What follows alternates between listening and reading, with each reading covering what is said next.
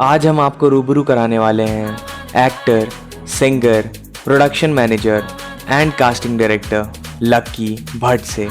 तो चलिए शुरू से शुरू करते हैं दास्तान स्ट्रगल विद लक्की भट्ट।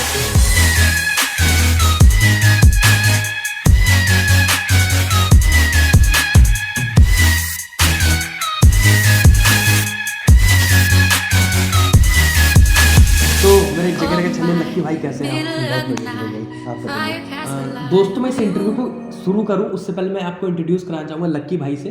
ये बतौर एज ए सिंगर वर्क तो करते ही हैं, एज ए एक्टर हैं, एज ए प्रोड्यूसर इनका खुद का प्रोडक्शन हाउस है, एज ए कास्टिंग डायरेक्टर भी वर्क करते हैं बहुत अच्छी स्किल पे, और साथ ही साथ बहुत सारे मल्टी टैलेंटेड बंदे हैं वो सारी चीज़ें बाद में होंगी। पहले मैं इसे इंट्रोड्यूस करा देता हूँ कि ये मेरे लिए या मेरी ज़िंदगी में क्या मायने रखते हैं। तो ये मेरे बहुत अजीज, मेरे बहुत अच्छे, मेरे बेस्ट फ्रेंड हैं लक्की भट्ट साहब।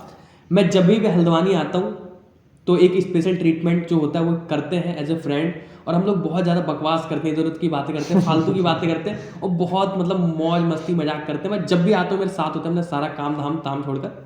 अभी भी आज आया हूँ तो इन्होंने सबसे पहले मुझे समा होटल का भी बिरयानी खिलाई है, इन्होंने कोल्ड ड्रिंक पिलाया है, बिस्लरी की पानी पिलाई, मतलब पूरा अमीर वाला ट्रीटमेंट देते हैं। आप यकीन नहीं कर सकते कि मतलब क्या आदत हो गई इनको, क्या है। और दोस्त तो मतलब है ही जिगरी। एक दिन में एक बार बात हम लोग कर लेते हैं, क्या 2 बार, कभी कभी 4 बार 5 बार बात कर लेते हैं बेमतलब का, कोई लॉजिक नहीं, क्या कर रहे हैं, क्यों कर रहे हैं। तो ये है हम लोग का आपस में इंट्रोडक्शन। इसके अलावा मैं इनके बारे में सिर्फ इतना जानता हूँ कि सिंगर हैं, एक्टर हैं, प्रोडक्शन मैनेजर हैं।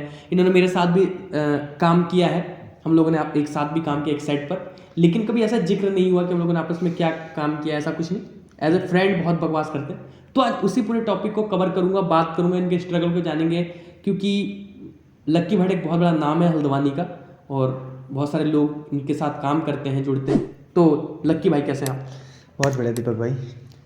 तो लक्की भाई बतौर सिंगर आपने एज ए करियर की शुरुआत की है, और आपने पहाड़ी गानों का भी किया है, हिंदी गानों का भी किया है। तो सबसे पहले मैं यही चाहूँगा कि आप, या पहाड़ी गाना हो या हिंदी गाना हो, एक आपके गाने से शुरुआत हो जाए इस इंटरव्यू का, तो शायद धमाका हो जाए। दीपक भाई मेरा एक हिंदी गाना है, रैप सॉन्ग है। हाँ। जिसकी लाइनें जो मैंने गर्ल्स गाती है वो है कि मैंने पता जितने भी प्रोजेक्ट बनाए अपने आसपास के लोगों को देख के, और जो मतलब चल रहा होता है ना एक समाज में, जो चल रहा होता है उसी चीज़ को देख के बनाया जी। और उन्हीं चीज़ों को देख के मैंने बहुत कुछ सीखा भी है। मैंने लोगों के प्यार मोहब्बत को देख के एक गाना बनाया था जिस पे मैंने 4 लाइन आगे की लिखा हुआ था कि मतलब दी यारी होवे मतलब दा प्यार है पाया, मतलब दी सारी दुनिया मतलब दा इसके रचाया जी। और उसका रैप था, सुन मेरी रानी सुन सुन मेरी रानी, तेरे मेरे प्यार की थी अजब कहानी। भूल गया मैं बस यही खासियत है लक्की भाई की, यही खासियत है। क्या है कि ना यार, मतलब कभी एक चीज़ पे फोकस किया ही नहीं पता नहीं क्या मतलब किया। आज ये है तो मतलब अभी ये दिमाग में ये चल रहा है कि यार हाँ ये गाना करना है, तो थोड़ी देर में कुछ और चल रहा है कि यार हाँ यार ये गाना तो होते रहेगा, कोई इसके साथ कुछ और भी करना है, तो मतलब माइंड पे कुछ नहीं रहता रिलैक्स बंदे। तो उससे पहले मैंने कुमाऊनी एक सॉन्ग पे एक्ट किया हुआ है। गांव से आए थे तो एक जोश था कि यार हाँ करना है, हम भी बनेंगे एक्टर है नहीं। तो यहाँ गांव से आए तो सीधे तब यार हल्द्वानी भी हमारे लिए एक अनजान शहर था जी, है नहीं। हल्द्वानी तो था ही, अब दिल्ली तो एक बहुत बड़ी बात थी उस टाइम पे हमारे लिए। एक किसी से ऐसी फेसबुक सोशल मीडिया के जरिए बात चल रही थी, तो उसने हमें दिल्ली बुलाया।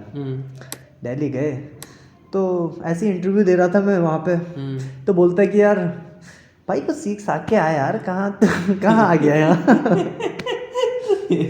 भाई वो चीज़ें पता है क्या होती है, वो चीज़ें या तो इंसान को एक मतलब कुछ करने के लिए मजबूर ही कर देती है या ख़त्म कर देती है, डिमोटिवेशन में आ जाता है इंसान। और एक मैं तब कोचिंग करता था, मेरे साथ एक फ्रेंड थी मेरी रिंकी नाम की, तो हम साथी, मैंने उसको बोला कि मैंने कहा यार ऐसी ऐसी बात हम मिलके कुछ करेंगे, तो वो भी बोलती है अबे तेरे साथ काम करूँगी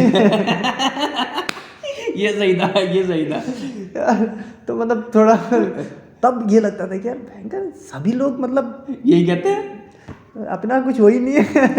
कोई इज्जत ही नहीं है। इज्जत ही नहीं है। तो मतलब वही चीज़ मैं कह रहा हूँ ना, या तो इंसान उस टाइम पे मोटिवेट ही होता है या फिर डिमोटिवेट हो जाता है वो, या तो मनोबल उसका पूरा गिर जाता है। उसी टाइम मेरा मनोबल बढ़ा और मैं दिल्ली गया, वहाँ से तो आउट हो ही गया था।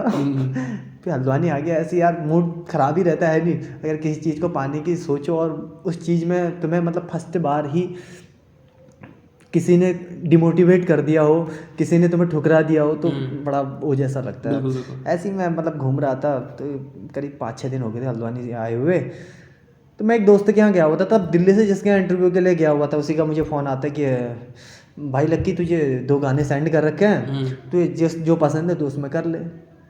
अब तब किसी चीज़ का नॉलेज नहीं था, तब कुछ पता नहीं था कि कैसे क्या होता है, क्या सूट होता है, कैसे क्या ये होता 2017 की बात बता रहे हो? 2017 की बात बता रहा हूँ। तभी मैं गांव से जब नया नया आया था, पहली बार हल्द्वानी आया था, और पहली बार तब दिल्ली भी गया था। तो मुझे आज कॉल आया, मैं दिन में मुझे कॉल आया, मैं रात को ही दिल्ली चले गया। एक मतलब वो था ना कि यार तब पता कुछ नहीं था, एक मतलब करना है वाले वो था। तो दिल्ली गया। अब फिर दिल्ली गया, दिल्ली में भी कुछ नहीं देखा। अब एक जैसे तैसे इधर उधर पहुंचा, एक दोस्त के रूम पे पहुंचा। तो दूसरे दिन जो डायरेक्टर है वो कहता है कि भाई कल सुबह 10 बजे लोधी गार्डन पहुंच जाना, वहीं शूट करेंगे हम लोग। यार मेरे को तो बहंगा हल्द्वानी की गलियों का पता नहीं। तेरे लिए लोधी गार्डन कहाँ पता हो। जैसे तैसे करके इधर उधर से पता कर करके लोधी गार्डन पहुंचा। बड़ी मुश्किल से वो शूट निपटाया। बड़ी बेइज्जती हुई उस शूट में मेरी। बहुत बेइज्जती हुई कसम से। मतलब डायरेक्टर कह रहा होगा। हाँ, उन्हीं चीज़ों ने मुझे पता मोटिवेट किया, उन्हीं चीज़ों ने मुझे सिखाया, और मैं हल्द्वानी आ गया शूट करा करके। जैसे तैसे अब नहीं झेल पाएंगे तुम्हारी बात, तो चलो हल्द्वानी। जैसे तैसे आया हल्द्वानी, आके निपटा। मैंने कहा चलो यार शूट हो गया एक। फिर हल्द्वानी आया तो ऐसे ही मैंने कहा यार कहीं पे जॉब वॉब देखता हूँ, ऐसे दिन नहीं चलने वाले हैं। पर एक दुकान पे ऐसे ही काम करता था, फिर मैंने दुकान पर काम वाम करना स्टार्ट किया। तो कुछ समय बाद मेरी जो मैंने दिल्ली शूट किया हुआ था वो गाना आ गया, तो थोड़ा बहुत लोग जानने लग गए। तो इससे मेरा मतलब जो मनोबल था, उस समय की चीज़ें ये थी, या उस समय का टाइम ये था, मुझे लगता है कि उस समय बहुत सारे लोग काम नहीं करते थे। कुछ छठे छठाए लोग काम करते थे, तो करते ही बस सीधा उड़ जाते थे। आजकल नहीं है कि हर बंदा कैमरा लेके घूमे पड़ा है। आजकल क्या हो गया ना, देखो हम तुम है दीपक भाई, देखो हम तुम जितना एक दूसरे को जानते हैं, मुझे पता है क्या लगता है, हम तुमको अभी भी इतनी नॉलेज नहीं है। कोई एक मतलब कोई बंदा अगर कहीं से आ जाता है, कहीं बाहर का कोई बंदा आता है, तो अगर वो हमें कुछ कह रहा होता है ना कि यार ऐसा करते हैं, ऐसा होगा इससे, हमने ये कर रखा वो कर रखा, तो हम आज भी उनकी बातों पर आ जाते हैं। क्योंकि ये चीज़ वही तभी होती है जब हमें उस चीज़ के बारे में नॉलेज नहीं होता है। धीरे धीरे इंसान जब तक ठोकरें नहीं लगती ना इंसान को, तब तक वो कुछ ही नहीं सीखता। मैंने एक बहुत रियल फैक्ट देखा लक्की भाई, आप भी कहीं ना कहीं इस बात से मेरे ताल्लुकात रखेंगे या रिलेट कर पाएंगे कि ये जो मुंबई से लोग आते हैं, सो कॉल्ड मुंबईयर, या दिल्ली से लोग आते हैं, या किसी बड़े शहर से लोग आते हैं, खासकर मैं मुंबई दिल्ली को इसलिए टारगेट कर रहा हूँ क्योंकि बेसिकली जो भी हमारे पास आता है एज अपने आप को प्रोड्यूसर बोलता है, अपने आप को डायरेक्टर बोलता है, अपने आप को एक्टर बोलता है, सबसे ज़्यादा फ्रॉड पना वहाँ पे होता है कि वो बकवास ज़्यादा करते हैं और रत्ती भर उन्होंने काम किया नहीं होता, काम की बात नहीं होती, बाकी सारी बात। एक बात बताऊं, हाँ। देखो जो आदमी मुंबई में काम कर रहा होगा, हाँ। वो पहली बात यहाँ क्यों आएगा, पॉइंट है नहीं। और दूसरी बात, और वो यहाँ उसको अगर वो इतना ही बड़े लेवल पर अगर स्तर पर काम कर रहा होगा, तो यहाँ लोगों को ये नहीं बताते हुए फिरेगा कि भाई मैं ये हूँ, है नहीं भाई। उसके पास अपने यार सलमान खान है, शाहरुख खान है, अक्षय कुमार, वो लोग यहाँ आके नहीं कह रहे हैं कि भाई मैं सलमान खान हूँ, मैं यहाँ शूट कर रहा हूँ, है नहीं। वो नहीं बता रहे मैंने ये कर रखा है। भाई जो काम कर रहा होता है वो उसी लेवल पर चल रहा होता है। ये नहीं कि यार तुम कहीं से आ गए और तुम यहाँ, ये चीज़ पता है ये लोग कौन होते हैं, ये लोग वो होते हैं जो ये सोचते हैं कि यार क्यों ना हाँ यहाँ के लोगों को थोड़ा वो किया जाए, इनके अंदर थोड़ा भरा जाए वहाँ का मटेरियल। फिर वो क्या करते हैं, वही लोग, आपने भी इस चीज़ को रियलाइज़ किया होगा, आपने महसूस किया होगा, आपके संग आसपास की चीज़ें देखी होंगी कि वो फिर पहले बार तो आपके संग ये इंप्रेशन आएंगे कि बहुत बड़े आदमी है, अगले दिन वही कहेंगे अरे कुछ लड़के ढूंढ यार जो पैसे इकट्ठा करके दे हमारा प्रोजेक्ट बने। तो मेरे को बड़ी वो होती है कि भाई जब तुम लोगों ने इतना ही कर रखा है, घंटे से उखाड़ रखा है, तो यहाँ के क्या मतलब ये 2-4 हज़ार रुपए बच्चों से मांग में काम मैंने क्या कहा दीपक भाई, मैंने कहा जो अगर उस लेवल पर वहाँ काम कर रहा होगा कभी यहाँ नहीं आएगा और ऐसी बातें नहीं करेगा, ऐसी बातें नहीं करेगा, है नहीं। जो अगर काम ऑलरेडी कर रहा होगा वो ये थोड़ी कहेगा यार मैं ये हूँ, मैं ये करता हूँ, मैंने ये किया, वो कभी नहीं कहेगा। जिसको खुद नीड होगी वर्क की, वो कहेगा कि हाँ मैं ऐसे ये करता हूँ, अगर आपको करवाना आप भी करवा लीजिए, क्योंकि उसे नीड है भाई, वो तब कह रहा है नहीं? बिल्कुल सही भाई जिसके पास ऑलरेडी वर्क है वो क्यों कहेगा? वो कभी नहीं कहेगा इन चीज़ों को। और पता है मैं तुम्हें बताऊं दीपक भाई, मैंने इन्हीं लोगों से सीखा है कि कैसे काम किया जाता है और कैसे काम करना चाहिए हमें, और किस तरह से सब कुछ मैनेज करते हैं, और किस तरह से हमने अपने प्रोजेक्ट बनाए। मैंने शॉर्ट फिल्में मैंने भी बनाई हैं। हाँ बिल्कुल बनाइए।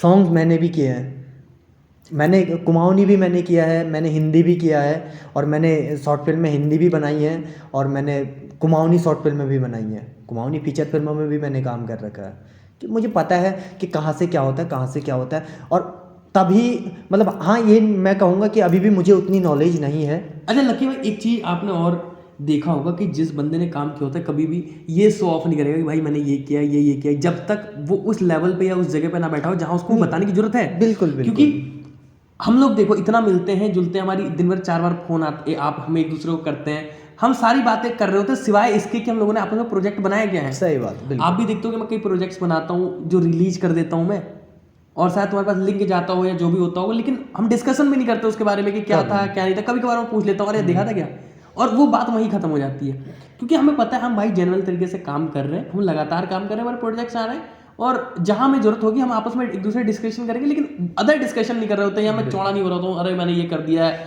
आज मैंने इस कैमरे से शूट कर लिया, ये किया हुआ है, इतना बड़ा सेट था। और ये इन तमाम लोगों के संग ये सारी दिक्कतें बहुत ज़्यादा है। दीपू भाई ऐसा है ना, देखो तुम चाहे इस कैमरे से करो उस कैमरे से करो, रिस्पॉन्स क्या आ रहा है डिपेंड करता है कि तुम क्या रिस्पॉन्स दे। अच्छा वो वाला डायलॉग तुम्हारा बहुत याद आया था मुझे, हुआ क्या। बिल्कुल सही बात है। बहुत सारे यूट्यूबर्स हैं हमारे हल्द्वानी में जो मतलब कहते हैं कि हाँ मेरे इतने सब्सक्राइबर हैं, मेरे इतने व्यूज आते हैं, मैंने ये किया। भाई हुआ क्या, सीधी सी बात है। नहीं अभी भी कह रहा हूँ, हुआ क्या? क्या तुमने सब्सक्राइबर जोड़े, क्या हुआ? कुछ नहीं हुआ ना।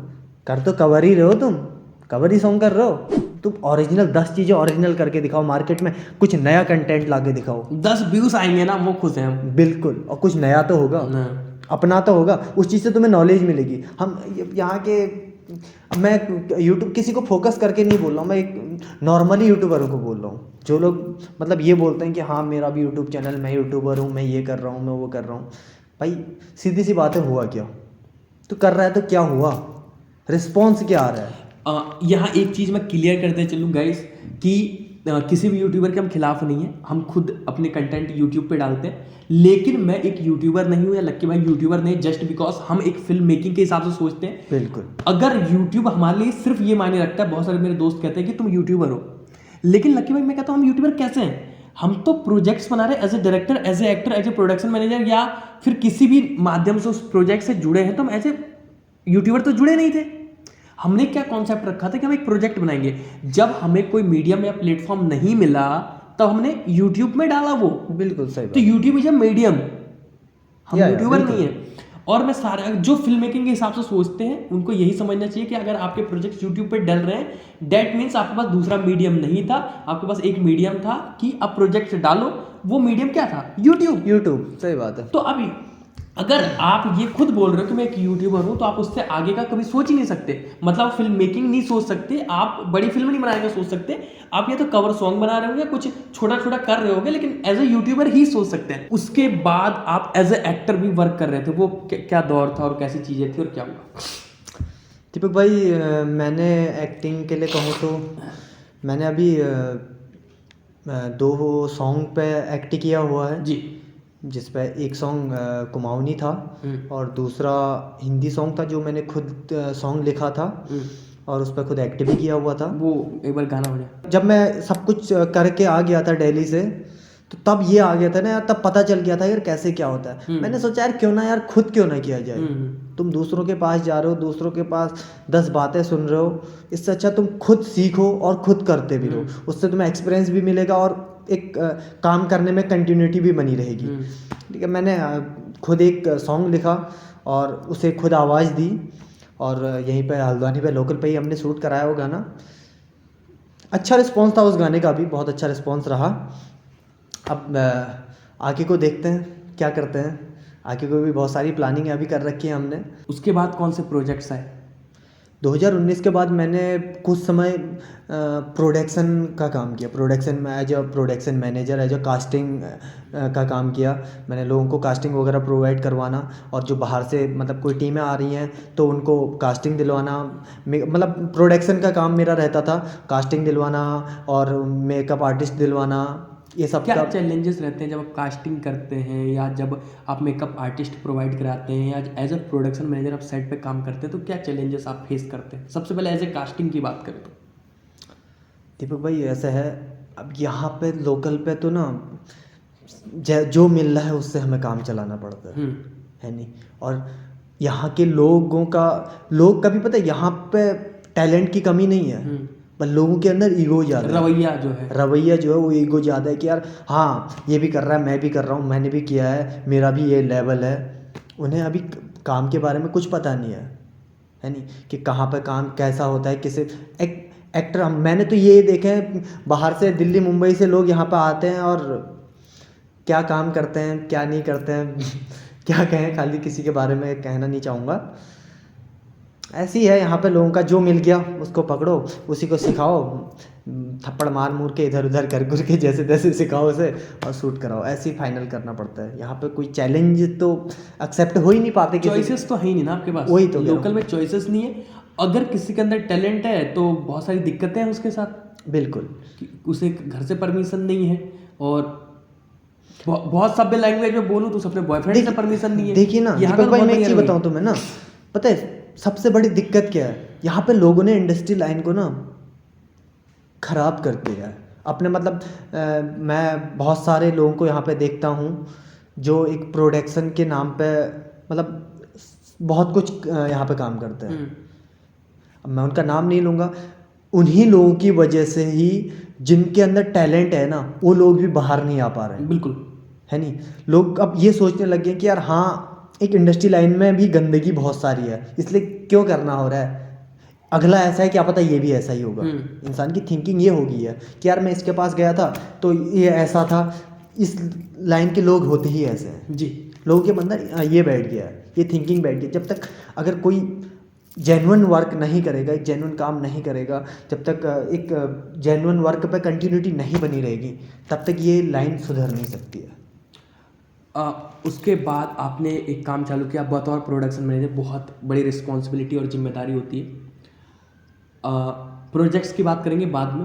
पहले एज ए प्रोडक्शन मैनेजर का काम क्या होता है, किस तरीके से वो वर्क कर रहा होता है, क्या क्या चैलेंजेस आते हैं उसके सामने, और क्या प्रोडक्शन से जो पैसा मिलता है कभी कभी अपनी जेब से भी पैसा लग जाता है, या रिकवरी हो जाती है, प्रोड्यूसर बाद में पैसा कर देते हैं, या कभी कभी खर्चा हो जाता है तो उसकी कोई सुनवाई वाली नहीं होता, क्योंकि ये चीज़ें मैंने सुनी है।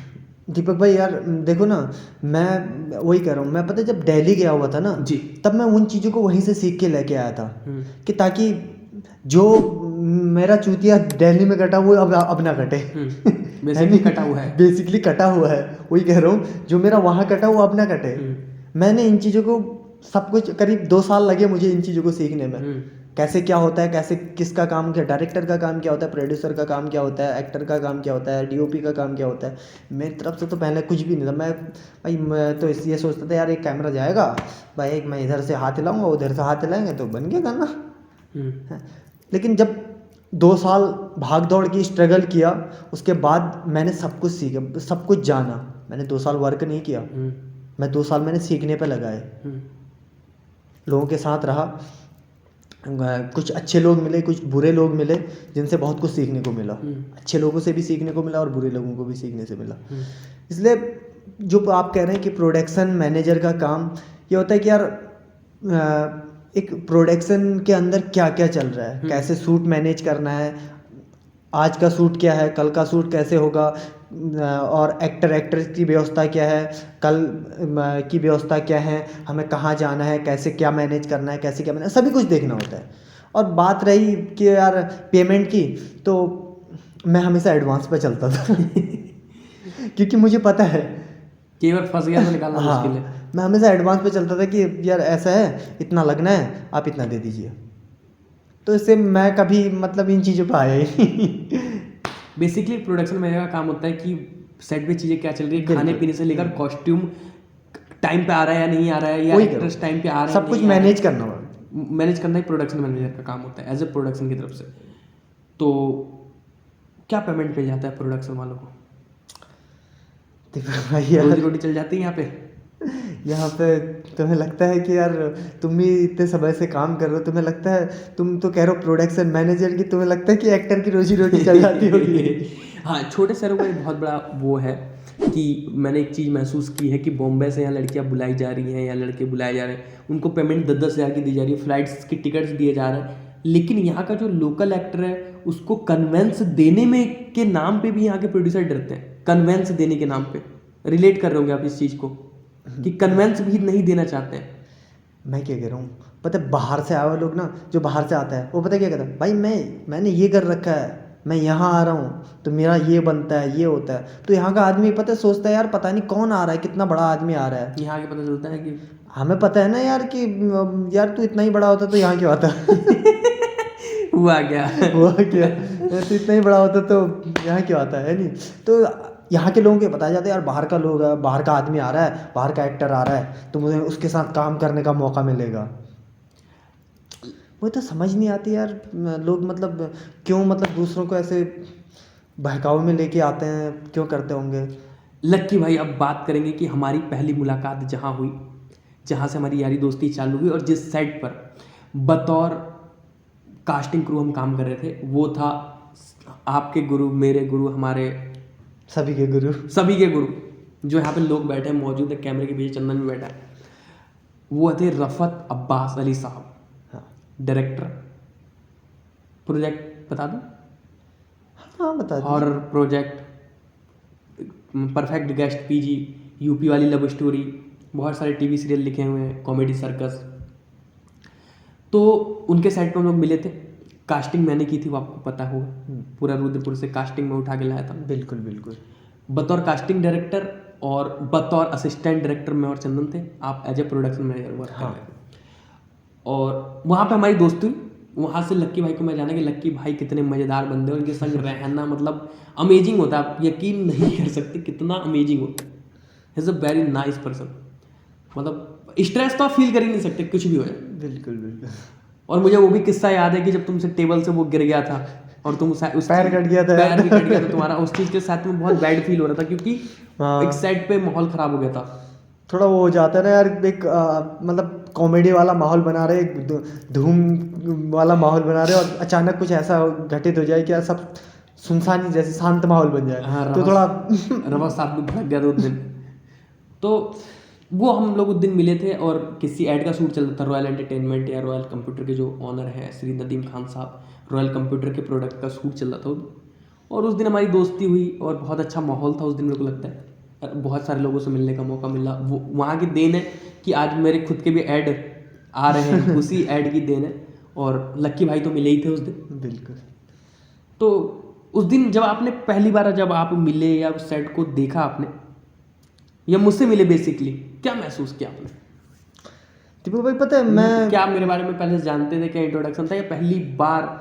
नहीं, मैं नहीं जानता था तुम्हारे बारे में। और मैं सही बताऊं, मैं तब पता है जब तुम पहले आपने भी काम स्टार्ट किया था, सीधी सी बात है, माँ के पेट से सीख के कोई नहीं आता। बिल्कुल है नहीं, ये बात मैं भी जानता था, लेकिन मैं तब भी तुमसे कहता था यार दीपक भाई यार क्या चैनल पे डालते रहते हैं, है नहीं, क्योंकि तब एक मतलब ढंग से वो चीज़ें नहीं चल रही थी जो चलनी चाहिए, बिल्कुल, है नहीं। तो मैं सोचता था यार ऐसे ही कर रहे हैं ये भी, तो इतना मैं मतलब जैसा नहीं रखता था। और उस दिन भी मैंने तुमसे उतना मतलब जैसा नहीं रखा, लेकिन मतलब मैं सिर्फ रफत साहब की वजह से आपको जानता था कि रफत साहब कहते थे, इसका मतलब कहीं ना कहीं तुम मुझे जानते थे। हाँ बिल्कुल जानता था। अभी तुमने कहा नहीं जानता था, तुमने कहा जानते थे। झूठ नहीं बोल सकते हम, ब्रांड है भाई। नहीं मतलब थोड़ा है ये था कि रफत साहब की वजह से रफत साहब बताते थे कि यार दीपक है ये फिल्म चाणक्य करके एक चैनल चलाता है, तो ऐसा है। तो मैं मतलब इतना ज़्यादा गौर जैसा नहीं करता था। मैं कहा यार चलो, क्योंकि हल्द्वानी में यूट्यूबरों की ऐसी वो पड़ी हुई है, मैं क्या सोचता ये भी होगा भी कोई है ही है नहीं, ये भी कोई होगा। तो जब तक यार ऐसा हम किसी से मिल ना लें, जब तक उसके गहराइयों के बारे में जान ना लें, उसके व्यवहार के बारे में जान ना लें, तो तब तक ऐसे ही लगता है नहीं, क्योंकि यहाँ पे लोगों ने माहौल ही ऐसा क्रिएट करके रख रखा है। क्या करें। तो उसके बाद क्या, फिर जब आप मिले, मेरे से बातचीत हुई, फिर क्या लगा? मैं दीपक भाई उस दिन भी मुझे ऐसा कुछ नहीं लगा। मैं उस दिन से तुम्हें ज़्यादा जानता था जब हम शायद रुद्रपुर में आपके एक इवेंट पे मिले थे। आपने शायद एक इवेंट करवाया था। इन लोग बताओ यार, इन लोग को बताओ, ये मेरे को हल्के में लेते हैं सब। मैं इवेंट भी करता हूँ, इवेंट ऑर्गेनाइजर हूँ, बताओ इन लोगों को। आपने वहाँ पे करवाया था एक वेब सीरीज़ के लिए, वो भी करवाया था शायद, ऑडिशन वगैरह भी रखवाए थे। तो उस टाइम पे मैं रफत साहब के साथ आपको वहाँ मिला था, तो तब से थोड़ा बहुत जान पहचान होने लगी। उस दिन व्यवहार अच्छा लगा। हाँ, उस दिन थोड़ा मतलब ये लगा कि हाँ बंदा जेन्युइन है, थोड़ा काम करने अच्छा, वाला मतलब है। फ्रॉड भी हुआ है, मतलब कुछ भी है यार, माहौल ऐसा ही क्रिएट है यहाँ पे, वही तो कह रहा हूँ, लोगों ने माहौल ही ऐसा क्रिएट करा कि यार किसी पे भरोसा करना तो बनता ही नहीं है। मैं जेन्युइन हूँ भाई, मैं जेन्युइन हूँ। फिर उस दिन से ही हमारी मुलाकात हुई, तब से ही धीरे धीरे करके मैं फिर जो भी आपके इंटरव्यू वगैरह आते थे उनको देखता था, किसके इंटरव्यू आ रहे हैं, किसके नहीं आ रहे हैं, कौन है। तो धीरे धीरे बात होनी, फिर एक दूसरे के नंबर एक्सचेंज हुए हमारे, और तब से हमारी बातें होनी अच्छा, शुरू हो गई। जब वो इवेंट ऑर्गेनाइज किया गया तो क्या लगा आपको कि मतलब क्या चीज़ें निकल के आती हैं इवेंट से, या नए लोग निकल के आते हैं क्या? हाँ, पता है उस चीज़ से मैं पता है हमेशा कोशिश करता हूँ कि यार उन लोगों को ज़्यादा सपोर्ट किया जाए जो जिनके पास कला तो है लेकिन उन्हें प्लेटफॉर्म नहीं मिल पा रहा है। एक आपने उन पे उस इवेंट पे उन लोगों को बुलाया था जो जिनने शायद कभी इन चीज़ों पर काम नहीं किया होगा, कभी नहीं आए होंगे, वो लोग भी वहाँ पे पहुँचे हुए थे, उन लोगों ने भी वहाँ पे प्रतिभाग किया। तो ये था कि यार कुछ नए लोग आ रहे थे, नए लोग जुड़ रहे थे, तो इससे ये लगता है कि यार हाँ इनमें कुछ ऐसे जेन्युइन भी होंगे जो एक कंटिन्यूटी के साथ काम करना चाहते होंगे, जिनका एक मतलब तहे मकसद होगा कि हाँ हमें काम करना है। इसलिए मैंने सोचा यार क्यों ना मतलब अच्छा एक वो सोच रखा है, एक ऑडिशन रख रखा है, यहाँ पे लोग आ रहे हैं, नए नए लोग जुड़ रहे हैं, जिससे नई प्रतिभाएं हमें बाहर देखने को मिलेंगी। उसके बाद बना हैप्पी बर्थडे नंबर 5, जिसमें बतौर असिस्टेंट डायरेक्टर में था और चंदन भी था। आप साइड पे थे नहीं, पता था आपको, था ही सारा चीज़। उसके बाद वो MX प्लेयर पे आई, हंगामा पे आया और बहुत तमाम जगह आया। रफ़त अब्बास अली साहब उसके करता धरता रहे। आपकी एक बहुत अच्छी फिल्म आई थी पबजी बॉय, जो डायनाफ्लिक्स फनफ्लिक्स वगैरह पर रिलीज हुई थी। MX पे भी है? MX पे नहीं, डायनाफ्लिक्स। अच्छा, डायनाफ्लिक्स, फनफ्लिक्स, हाँ। और एक धूम कोई अभी है, धूम X, उस पर आ रहा है। बहुत बेहतरीन फिल्म लगी। दीपांशी तिवारी जी थी, उनका भी इंटरव्यू किया है चंदन ने। क्या था वो, कैसे कॉन्सेप्ट बना और उसकी पूरी कास्टिंग आपने की, कितने चैलेंजेस आए और क्या क्या दिक्कतें रहीं? क्योंकि आपने भवाली में शूट किया, वहाँ पे खाना लाना एक सबसे बड़ा चैलेंज है, क्योंकि बहुत आपको नीचे जाना पड़ता है, फिर ऊपर आना पड़ता है खाने के लिए, एक एक चीज़ों का चैलेंज है। तो कैसा लगता है पहाड़ों पे शूट करके, क्या चैलेंजेस आप देखो भाई बहुत मज़ा आता है और जब, कैसे वो प्रोजेक्ट बना? देखो बहुत मज़ा आता है जब हम यहाँ से दूर जाके कहीं पर शूट कर रहे होते हैं और उन सब चीज़ों को मतलब एक हंसते खेलते मैनेज कर रहे होते हैं। उस शूट पर हमने बहुत मज़े लिए। हम यहीं से हमने क्या किया पता, 3-4 किलो चिकन पैक कराए यहीं से और वहीं फ्रीजर में डाल दिया, 2-3 दिन तक चिकन ही खाते रहे। अच्छा, रफत भाई को, नदीम भाई के सेट का एक मजा बहुत खतरनाक है, खाने को बहुत मिलता है, कुछ हो चैन ना हो, खाओ। तो फ्लैट था नदीम खान साहब का, उसी पे हम रहे 3 दिन करीब, हमने शूट किया। बहुत मज़े लेते थे, दिन भर शूट करते थे, रात भर कभी डांस करते थे, कभी कुछ करते थे, कभी कॉमेडी कर लेते थे।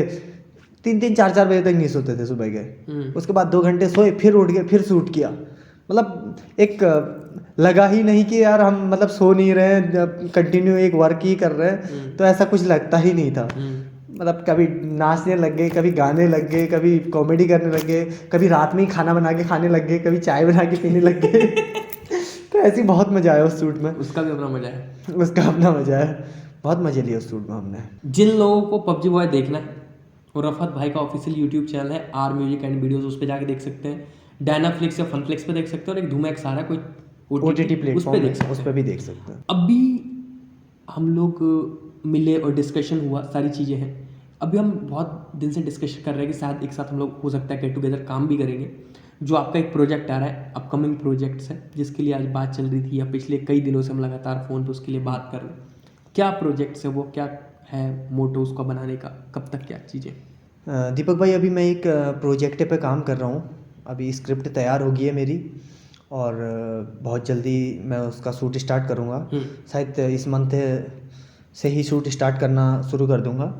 वो मैंने उत्तराखंड के प्लान पे बना रखी है जी। उत्तराखंड के प्लान पे वर्क करना चाह रहा हूँ, और उसके साथ साथ ही जो गवर्नमेंट के स्वरोजगार के योजनाएं हैं उन पे भी वर्क करना चाह रहा हूँ, जिससे मतलब इस कोरोना काल पे लोगों को बहुत कुछ, जो उस चीज़ का अमल करेगा उन लोगों को बहुत कुछ सीखने को मिलेगा और बहुत कुछ करने को मिलेगा।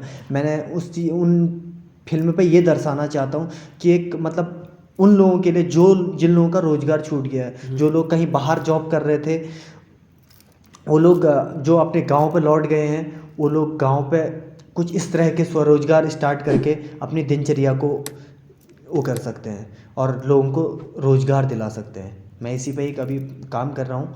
बहुत जल्दी शायद अक्टूबर तक हमारी फिल्म लॉन्च हो जाएगी, तो उसके बाद देखते हैं क्या रिस्पॉन्स आता है उस फिल्म का।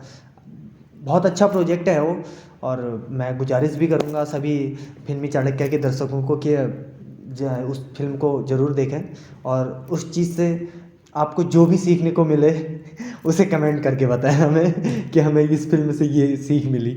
बहुत अच्छा प्रोजेक्ट है, और जो राइटिंग सेक्शन है ना उसका बहुत गजब लिख रखा है। जो राइटर है उनने बहुत अच्छा लिख रखा है। राइटर आप ही हैं। अभी मैं उन नामों को वो नहीं करूँगा, सो नहीं करूँगा। इनडायरेक्ट अपनी तारीफ नहीं कर रहा हूँ, तो ऐसे कर रहा है जो राइटर है बड़ा अच्छा लिख रखा है। उस पर अभी कौन डायरेक्टर है, कौन डीओपी है, कौन स्टार कास्ट पे है, उन लोगों के नाम सो नहीं करूँगा। बहुत जल्दी मैं जब शूट करूँगा और उसका ट्रेलर लॉन्च प्रमोशनल जो शूट होगा वो हमारे चैनल पे वापस करेंगे। हाँ बिल्कुल, एज ए प्रमोशनल डालेंगे पहले हमारे चैनल पे, जो भी अनाउंसमेंट होगा यहाँ से हो जाएगा, उसके बाद चीज़ें होंगी। हाँ ये बिल्कुल, इन्होंने लक्की भाई ने वादा और बहुत जल्दी हम उसे लॉन्च करेंगे।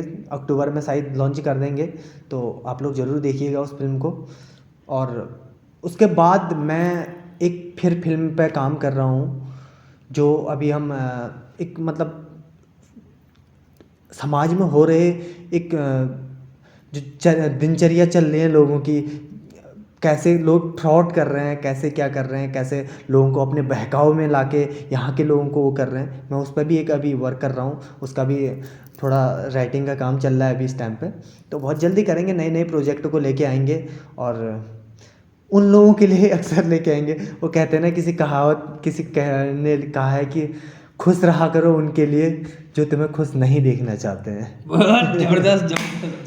मैं उन लोगों के लिए काम करना चाहता हूँ जो मुझे काम नहीं करने देते। मैं उन लोगों को दिखाना चाहता हूँ, और बहुत जल्दी दिखाऊंगा मैं।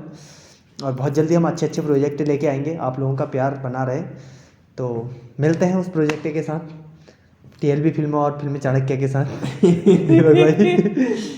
ये लकी भाई का कमिटमेंट है कि हम लोग साथ आ रहे हैं। बिल्कुल, और बहुत जल्दी आ रहे हैं। बहुत जल्दी आ रहे हैं। लकी भाई के पास पैसा हो गया है। जब आदमी के पास पैसा हो जाता है ऐसी भागी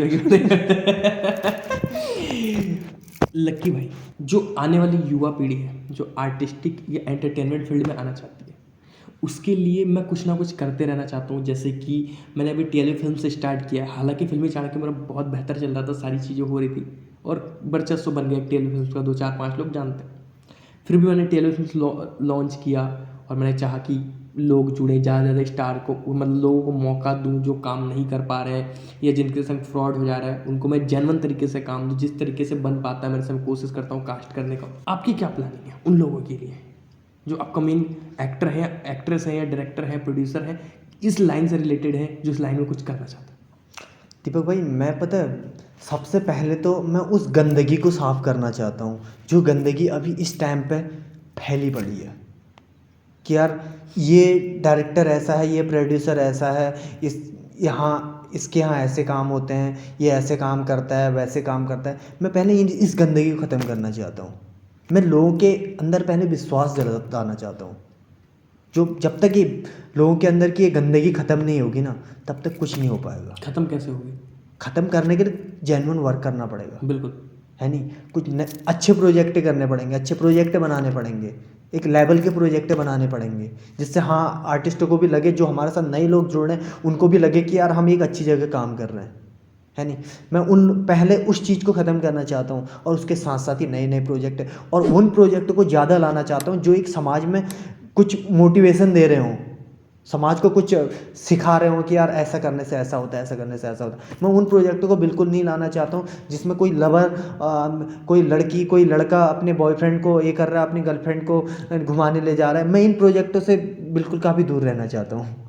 सीधी सी बात है, मैं उन प्रोजेक्टों को लाना चाहता हूँ जो प्रोजेक्ट एक कुछ तुम्हें सिखा रहे हों, समाज में कुछ संदेश दे रहे हों, एक सोशल मैसेज जा रहा हो जिनसे। और उन्हीं प्रोजेक्टों से मुझे लगता है कि अगर तुम उन प्रोजेक्टों को जेन्युइन करोगे, एक अच्छे उस पर करोगे, तो ज़रूर ना एक दिन तुम्हें कामयाबी मिलेगी। प्यार के बारे में क्या सोचना है आपको? प्यार पे तो मैं बिलीव ही नहीं करता। ये बहुत बड़ा झूठ बोल रहे हैं आप। नहीं दीपक भाई देखो, ऐसा नहीं है कि मैंने प्यार नहीं किया, मैंने भी प्यार किया लोगों से, मैं भी। और मैंने मेरे अगर फेसबुक पे तुमने देखा होगा तो मैंने बहुत पहले किसी को एक लेटर लिखा हुआ था अपने फेसबुक पे। मेरा फेसबुक चेक करना, वो पढ़ना। नहीं वो लेटर अगर आप सुनाएंगे ज़्यादा बेहतरीन रहेगा। फ़ोन शायद आपके हाथ में है, अगर मे भी पॉसिबल हो तो आप। हाँ, ये एक हमारे दोस्त हैं आशिक जी जी। मैंने उनके नाम वो लेटर लिखा हुआ था, तो मैं उस लेटर के बारे में वैसे ही बता देता हूँ आपको। तो मैंने उनको लिखा हुआ था कि मैं भी प्यार करना चाहता हूँ, मैं भी प्रेम करना चाहता हूँ लोगों से, लेकिन आजकल लोगों का वही है ना, लोग पता है दुनिया क्या देखती है। कहीं ना कहीं मेरे एक गुरु हैं, वो हमेशा क्या बोलते पता है तुम्हें? वो बोलते ना, जब तक अपने पास फाइनेंशियली बैकअप ना हो। कौन से गुरु? नाम चाहिए। तब तक तुम कुछ नहीं, किसी भी काम के लिए फाइनेंशियल। मुझे लगता है पता है, मैं प्यार को गलत नहीं कह रहा हूँ। नहीं वो गुरु कौन सा, मेरे को लग रहा है कहीं ना कहीं मैं भी जानता हूँ गुरु को। तो आप जानते होंगे, मैं वही कह रहा हूँ, मैं प्यार को कभी गलत नहीं कहता हूँ, मैं प्रेम को कभी गलत नहीं कहता हूँ। प्रेम किसी से भी हो सकता है। आप सबसे पहले गुरु का नाम बताएं, क्योंकि उन्होंने बहुत अच्छा कहा। इस चीज़ से मैं रिलेट करता हूँ, क्योंकि एज अ मोटिवेशनल स्पीकर मैं काम करता हूँ, तो मैं उस चीज़ को एक्सपोज कर पाऊंगा। वो गुरु है आपके भी जानने वाले, मेरे भी जानने वाले, मिस्टर नदीम खान साहब। नदीम खान साहब वो हैं जो रॉयल कंप्यूटर के मालिक हैं, हाँ, रॉयल एंटरटेनमेंट के मालिक हैं। और हम लोग जो भी प्रोजेक्ट्स बनाते हैं, टेलीफिल्म अभी तक जो प्रोजेक्ट्स बना रहा है, अभी प्रेजेंट की बात कर रहा हूँ, तो उसके प्रोड्यूसर हैं वो। और वो बहुत हम्बल और बहुत ग्रेटफुल इंसान है, बहुत सच्ची बातें करते हैं वो, कि फाइनेंशियल जैक तो चाहिए। बिल्कुल। मैं पता है यही कह रहा हूँ कि जब तक फाइनेंशियली बैकअप ना होना तब तक कुछ नहीं होता। आजकल पता है लोग इन चीज़ों को अपने प्रेम भावनाओं पे भी ये चीज़ें आ गई हैं, प्रेम पे भी ये चीज़ आ गया। एक जो हम हमारी भाषा में मोहब्बत कहते हैं, एक गर्लफ्रेंड बॉयफ्रेंड वाला प्यार होता है, वो भी आप इस चीज़ पे आ गया कि यार हाँ इसके पास पैसा है, यार किसी गरीब से प्यार करके क्या करेंगे, इसके पास पैसा है इससे प्यार करेंगे। लोगों के अंदर ये थिंकिंग आ गई हैं अब। एक प्रेम क्या होता है ये कोई नहीं जानता है, यानी प्रेम एक खूबसूरत एहसास होता है, वो किसी के पैसा देख के, किसी की खूबसूरती देख के नहीं आता है। और आजकल के लोग का प्रेम थोड़ी होता है, वो एक इच्छा होती है। लोग कहते हैं ना कि यार प्यार में मुझे कुछ नहीं चाहिए, मैं बस एक मतलब प्यार करता हूँ इससे, या प्यार करती हूँ। भाई तुमने पहले ही उससे बहुत कुछ सोचते हो कि यार हम ऐसा करेंगे, ये करेंगे, वो करेंगे। इच्छाएं तो तुम्हारी है ना, तुम एक इस तरह से थोड़ी प्यार करते हो यार कि चाहे मुझे वो बंदा मिले ना मिले, चाहे मुझे मिल रहा है या नहीं मिल रहा है, मैं तब भी उससे प्यार करूँगा या करूँगी। तो प्यार का मतलब लोग ये सोचते हैं यार कि हाँ मैं इसी के साथ रहना चाहती हूँ, ये करना चाहती हूँ, मैं इससे प्यार करती हूँ या मैं करता हूँ। ये प्यार नहीं होता है, तुम्हें उसके प्रति ये इच्छाएँ हैं। प्रेम एक ऐसी चीज़ है ना जो कुछ ना चाहते हुए भी किसी से हो जाए, चाहे वो गरीब ही क्यों ना हो। आजकल के प्यार को प्यार कौन कहता है यार। अब ज़्यादा इमोशनल मत करो, कहीं आंसू निकल तो दोनों में बहने लग जाएंगे। जो लक्की भट्ट मुझे मिलते हैं हंसते मुस्कुराते हुए, या सबके जो दुखी होता है उसके चेहरे पे भी स्माइल लाते हुए, क्या वो लक्की भट्ट कभी खुद बंद कमरे करके खुद रोते हैं? बहुत बार। क्या वजह होती होगी रोने की? बहुत सारी वजह होती है दीपक भाई। देखो अभी हम पता है एक स्ट्रगल में चल रहे हैं, हम एक दौड़ भाग की ज़िंदगी में हैं। हमने सब कुछ देखना है कि यार कैसे क्या होगा, कैसे मैनेज करना है। मैं पता है तुम्हें बताऊं, मैं 16 साल की उम्र से घर से निकल गया था, और जब मैंने ना हल्द्वानी देखा हुआ था ना कोई अदर शहर देखा हुआ था, तो तब पता है इंग्लिश मेरी पता है सबसे ज़्यादा वीक थी। आज तो थोड़ा बहुत बोल लेता हूँ, थोड़ा बहुत समझ लेता हूँ, अभी भी परफेक्ट तो नहीं बोल पाता हूँ।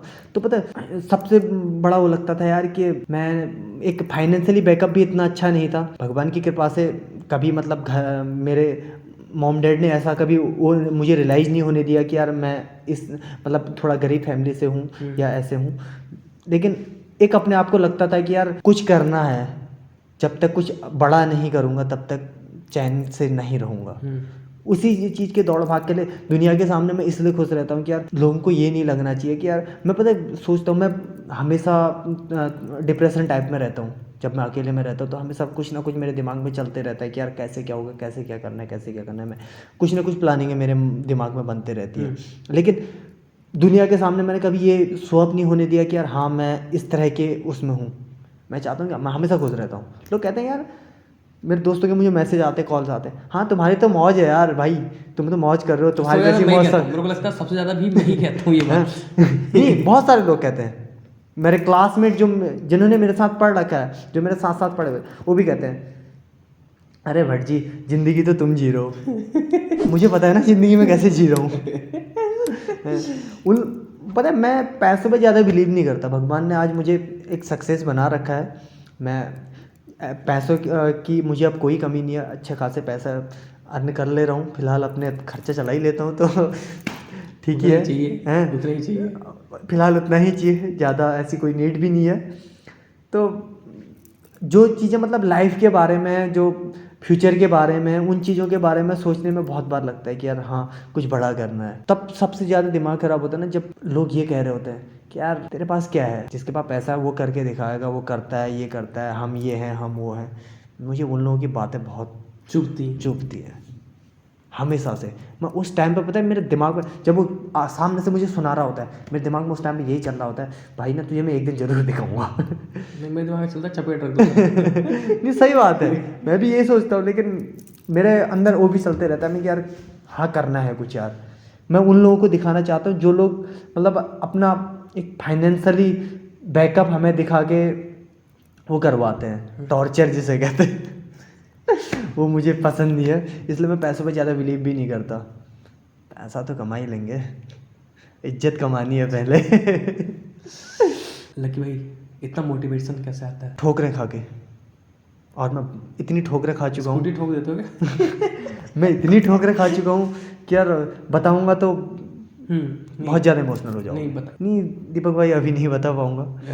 मैं कसम से बहुत ज़्यादा ठोकरें खा चुका हूँ अपनी लाइफ में। मैंने बहुत कुछ अभी तक की लाइफ में, अभी उम्र मेरे ख्याल से मुझे लगता है उतनी नहीं हुई जितनी मैंने ठोकरें खा ली है। तो वही चीज़ें हैं जो मुझे हमेशा मोटिवेट करते रहते हैं कि हाँ कर आगे बढ़। इन्हीं चीज़ों ने मुझे सिखा रखा और इन्हीं चीज़ों की वजह से आज मतलब जितना भी मैं कर रहा हूँ, जहाँ तक भी हूँ, इन्हीं चीज़ों की वजह से हूँ।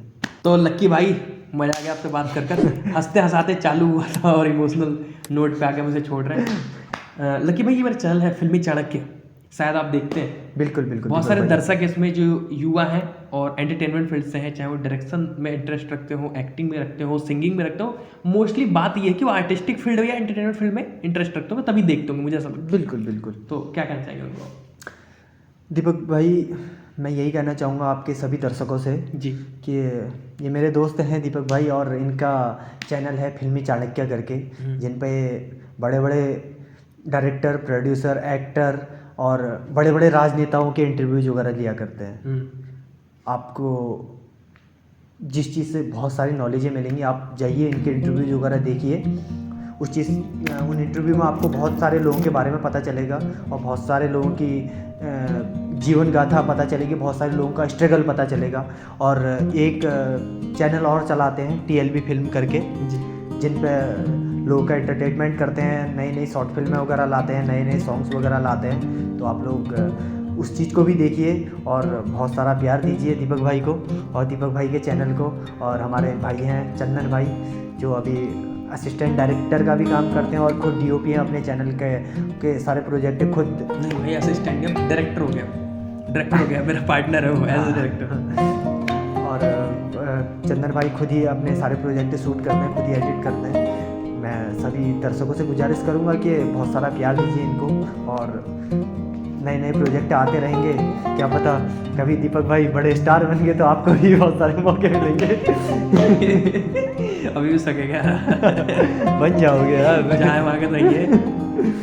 तो लक्की भाई, तो दोस्तों आज हमारे साथ थे लक्की भाई, लक्की भट्ट साहब। लक्की भट्ट नाम इनका, एक्टर है, सिंगर है, प्रोडक्शन मैनेजर है, कास्टिंग डायरेक्टर है और तमाम चीज़ें करते हैं। मेरे बहुत अजीज दोस्त हैं, कभी इस तरीके से इनसे बात नहीं हुआ। दोस्ती यारी की बात होती है, हंसी मजाक की बात होती है, खाने पीने की बातें होती है, आपस में एक दूसरे की इज्जत उतारते हैं और बेइज्जती करते हैं, वो बातें होती थी। लेकिन जिस इमोशनल नोट पर आज उन्होंने बात किया, ऐसी बातें आज तक नहीं हुई है। कैमरे के सामने आज पहली बार मैं जान पाया कि लक्की भट्ट जैसे इंसान को भी प्यार हो सकता है, ये भी इमोशनल हो सकता है, ये भी कमरे में जाकर हो सकता है, ये भी मोटिवेशन होता है, इसको भी ठोकरें मिलती हैं। भाई मतलब बहुत सारी चीज़ें इस इंटरव्यू से जानने को मिली। तो इंटरव्यू तो आपने देख ही लिया होगा, बहुत कुछ सीखने को मिला होगा, एक आदमी में इतनी सारी नॉलेज, इतना सारा ज्ञान। तो फटाफट चैनल को सब्सक्राइब कीजिए, बेल आइकन को हिट कर लीजिए, वीडियो को लाइक कर दीजिए, जितना हो सके आग की तरह दबा के शेयर कर दीजिए। मिलता हूँ मैं किसी नए इंटरव्यू के साथ, तब तक के लिए शिव सुन जस्ट